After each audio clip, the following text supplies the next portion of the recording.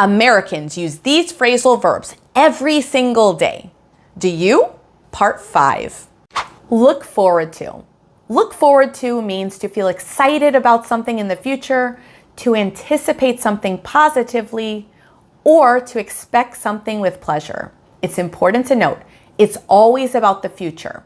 If you look forward to something, you feel happy thinking about it, you expect it in the future, or want it to happen. It's positive, polite, and very natural. Let's look at some common real-life examples. Let's say this weekend you're going to a concert, or maybe you're going to the beach. You have a really exciting weekend planned for yourself. You can say, I'm looking forward to the weekend. Or maybe you have a friend who has just planned her vacation for the summer. You could say, she's looking forward to her vacation. Or, they're looking forward to seeing you. You will also notice that this is used a lot in work and professional life, especially in meetings and emails. You could say, for example, I look forward to our meeting tomorrow. I could say this to a potential client that I have a meeting with planned for tomorrow, or I could even email it. Or maybe you just wrapped up a sales pitch with a colleague of yours. You turn to the potential client and you say, thank you so much for your time. We look forward to working with you. Or maybe you just finished an interview. You shake the interviewer's hand and you say, I look forward to hearing from you. Remember, this is extremely common in emails and meetings.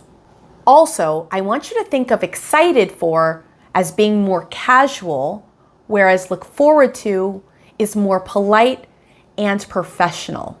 Now repeat after me. Look forward to. Look forward to. Look forward to. Pick up. Today, we'll focus on the 4 meanings Americans use the most. To learn something casually, to get someone or something, to improve, or to answer the phone. If you pick something up, you often learn it without studying, get it while you're out, notice improvement, or respond to a call. It's very informal, natural, and we use it every day. Meaning number 1. This pickup is to learn something casually or naturally. Now, when Americans say pick up for learning, it means you learn something without studying it formally, and you learn it naturally, just by exposure. You don't open a textbook, you just absorb it. And this is used very commonly when we're talking about picking up languages, accents, habits, and slang. Now let's look at some examples of this meaning of pick up. For those of you that watch my videos, you could say, I picked up some new vocabulary from your videos. I have some friends that are really good at learning languages. And one day I asked one of my friends, how do you speak English so well? And she told me, I pick up a lot of English just by watching TV, which is amazing to me. Let's say that you're talking to a friend of yours and you have another friend nearby who can hear the conversation. Your first friend says, oh, I went with my dog. Now, for those of you that know the accent of people who live in New York, you know it's very strong. They'll often say dog instead of dog. Both pronunciations, of course, are correct. It just depends on where you're from. Your other friend overhears the conversation, says, wow, but she has a really strong New York accent. You could say, she picked up her accent after living in New York. Remember, if learning feels easy or automatic, Americans say pick up, not study. So for clarification, you wouldn't say, I picked up math in school. It's not something that you just go to school and you just happen to learn. You actually have to study math and practice it. So you would say, I studied math in school. Pick up meaning number 2, to get someone or something. This meaning is about going somewhere to get a person, an object, or something you ordered or bought. Now you physically go to a place and bring it back. So let's look at some examples. You could say, I'll pick up the kids at 3 p.m. Or you might call your spouse and say, can you pick up my package? Or I need to pick up some groceries. Now, this is a very American usage. Instead of saying buy or get, Americans often say pick up. Now, a quick grammar note. When using a pronoun, it goes in the middle. So for example, we would say pick it up, not pick up it. Pick it up.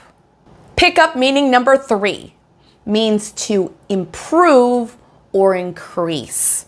So when something picks up, it means it improves, it increases, or it becomes more active. And this is very common for business, sales, energy, speed, or progress. Let's look at some examples. You could say, sales are picking up this month, so sales are improving this month. Or maybe you have a friend that is improving her English because she's working really hard. You could say, her English is really picking up. Or you could say, things should pick up soon. Things should improve soon. One quick note, Americans often use pick up when improvement is gradual, noticeable, or positive. Pick up meaning number 4, to answer the phone. Now this meaning is very casual and extremely common. To pick up the phone means to answer the phone or to respond to a call. And Americans say this more than answer in daily speech. Some examples are, why didn't you pick up? Maybe you called your spouse and they didn't answer the phone, and later on you say, why didn't you pick up? Or, she didn't pick up my call. Or, can you pick up when I call you? I've been trying to call you, you don't ever answer the phone. Now, something that's really important to note is that when you ask questions like, why didn't you pick up? There's a tone associated with this. You can sound either annoyed, frustrated, or worried. Put off. Put off means to delay something, to postpone, or to decide not to do something now, but later. Here's an important note. This is usually something you don't want to do, and that's why you put it off. If you put something off, you delay it, you avoid it, push it to the future, very often because it's annoying, boring, stressful, or uncomfortable. Let's look at some common examples in everyday life. You could say, I keep putting off going to the dentist. Maybe you know you have to have dental work done and you really don't want to go. It's expensive, it hurts, it's uncomfortable. You keep putting it off. You keep delaying the appointment. We could also say, she put off cleaning her room. She delayed cleaning her room. Or you could tell your children, don't put off your homework. Don't delay doing your homework. In a work setting, we could say, they put off the meeting until Friday. They delayed the meeting until Friday. Or the company put off the decision. They delayed making the decision. You can put off tasks, meetings, decisions, and responsibilities. Now let's look at a common mistake. You wouldn't want to say, I put off to do my homework. Instead, the correct way of saying this would be, I put off doing my homework. Now repeat after me. Put off. Put off. Put off. Run into. Run into means to meet someone unexpectedly or to experience a problem by chance. It's important to note, you do not plan it. It's something that happens by accident. Now, if you run into someone or something, you didn't expect it, you didn't plan it, you didn't prepare for it. It just happened. Let's look at some common examples in real life. I could say, I ran into my old teacher at the mall today. Or, I ran into a friend from college yesterday. Did you run into John this morning? We could also say, we ran into a small problem with the project. Or, the team ran into some technical issues. We ran into delays last week. As you may have already noticed, Americans use run into for people and problems. One place I want to draw your attention to is the difference between meet versus run into. So meet is when something is planned versus run into, which is unexpected. So an example here, I could say I met my manager at 3 p.m. versus I ran into my manager at the coffee shop. So when you meet your manager at 3 p.m., that was something planned, whereas when you ran into your manager at the coffee shop, this is something you didn't expect to happen. Now repeat after me. Run into. Run into. Run into. In the past, we would say ran into. Ran into. Ran into. Get rid of. Get rid of means to remove something, to throw something away, or to stop having something. What I want you to focus on here is that it's about eliminating something you don't want. If you get rid of something, you remove it, you delete it, you throw it away, or eliminate it. It can be physical, emotional, mental, or abstract. Let's look at some common real-life examples, specifically relating to physical objects. Let's say you have a lot of clothes in your closet that don't fit you. You could say, I need to get rid of these old clothes. We could also say, she's getting rid of her old phone. Or, let's get rid of this broken chair. This is very common with clothes, furniture, trash, and old things.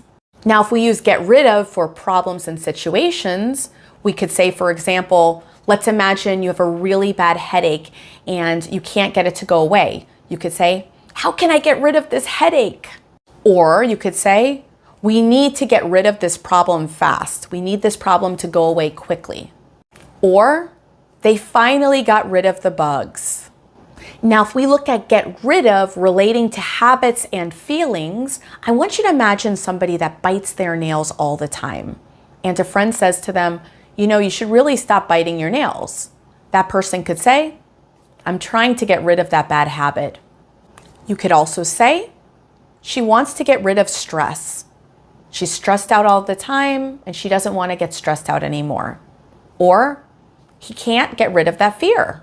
Now, just to do a quick comparison, if you say throw away, we're talking about something physical only. Whereas if we say get rid of, this can be physical, emotional, or abstract. Now repeat after me. Get rid of.